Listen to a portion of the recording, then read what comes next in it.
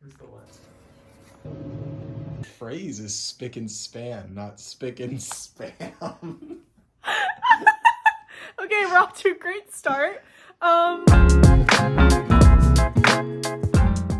Hey everyone, happy Lunar New Year, or in Chinese, 新年快乐. It is Year of the Ox, which happens to be my zodiac sign, and I'm super excited to share with you guys how I celebrated Chinese New Year for the first time. One thing to note is that Lunar New Year is celebrated by a series of other countries outside of just China, like Korea, Vietnam, just to name a few, and this is actually something that I was a little bit confused about before I got started and did a little bit more research, but I mean, it makes sense. There are other countries that follow or have followed a lunar calendar over a solar calendar like we do here in the US. But just wanted to make a shout out about that because during the video I'll kind of be going back and forth between Lunar New Year and Chinese New Year, but that's only because I will be celebrating with Chinese traditions in mind. Another thing to note is that I tried to modify some of the traditions and activities I did to celebrate this year to better fit a pandemic setting.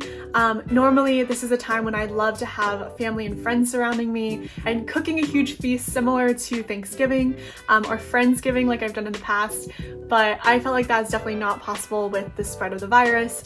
So a lot of the things that I did this year have been modified to be more like stay-at-home edition. The other thing is that any of the food in the video will actually all be vegan because I'm vegetarian and my partner is vegan. So that was another thing that we tried to modify, were traditional Chinese meals that are prepared in preparation for Lunar New Year into vegan friendly ones. So if you see something in the video that you're like, damn, that looked hecka tasty, girl, I'm gonna need that recipe, let me know and I can send it to you in the comments. And with that, let's go ahead and get into it. So the week before New Year's Day is considered Little Year, which is really just a time when people are preparing for the festivities. And one cool thing is that people actually go out and buy a new outfit or outfits to wear during the beginning of New Year's. So I mean, I'm not gonna pass up any excuse to go shopping. So I decided to go to a thrift store down the street called Second Street, and basically it's this place that curates secondhand items and lists them for fairly reasonable prices. For example, I found this dress here that actually had its original tags on it. I think it was originally priced at $32 and I got it for $5. I mean, I'm not gonna lie when I say I know a steal when I see one. But let's get back to the point. The main purpose of this excursion was to find a new outfit for New Year's Day, specifically in red, because red is a very lucky color in Chinese culture, and it's because it's believed to scare off evil spirits. I also went to an Asian market where I bought decorations and all the ingredients that we needed to prepare our New Year's Day meal.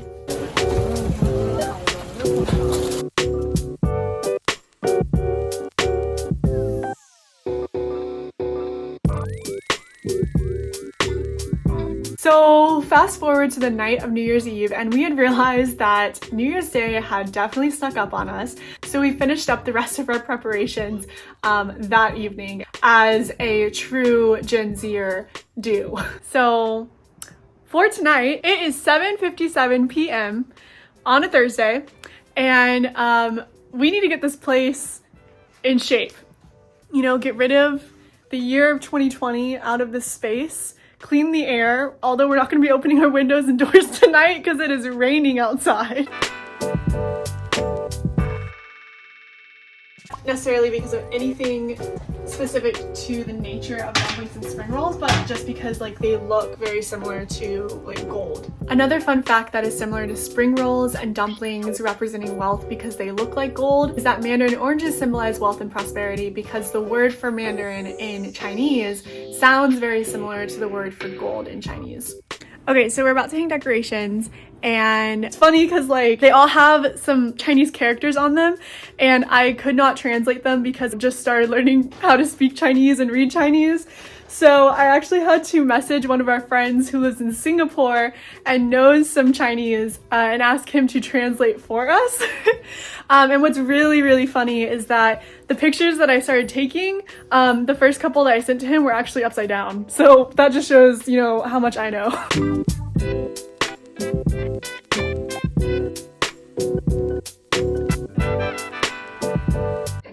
So one of the decorations we bought, we actually have to put together. It'll be a fun little project that we're going to be doing here at like 10 p.m.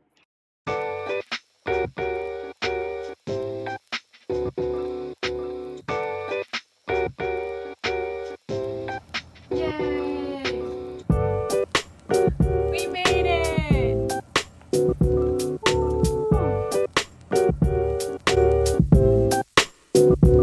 Okay, so it's finally New Year's Day, and Kyle and I decided that we wanted to kick off the day by going on a hike. We like to mark each of our New Year's with a hike or a camping trip, and we weren't able to do that this year just because it's been so rainy outside. So we decided to take this opportunity to translate a tradition of ours to how we're celebrating Lunar New Year this year.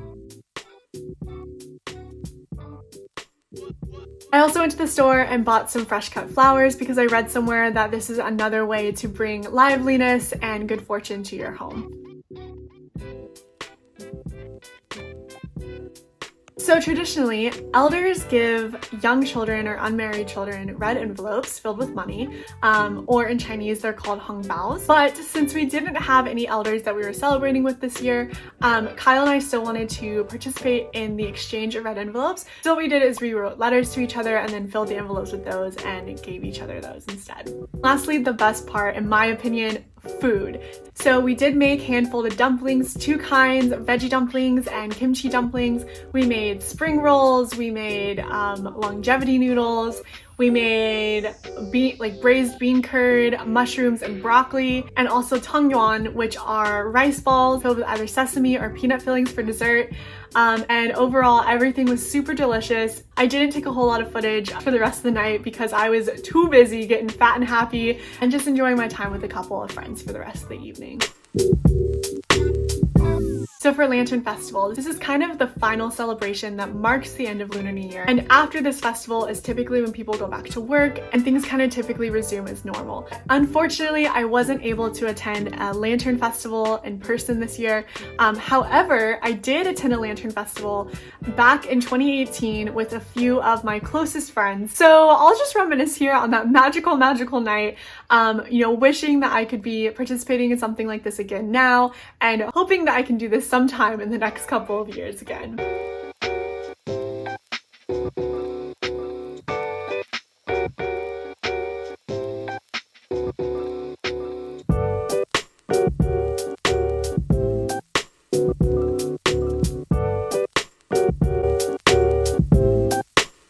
It was super fun.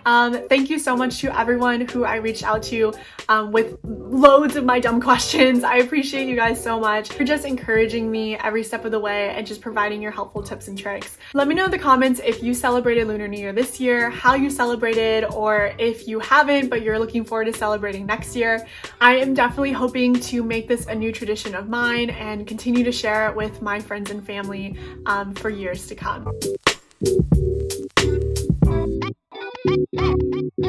We need to get this place in shape, spick and span, to be able to celebrate Chinese New Year. Don't make me laugh! She said spick and spam! It's spick and span. Wait, really? Yes. What's span? I don't get it then.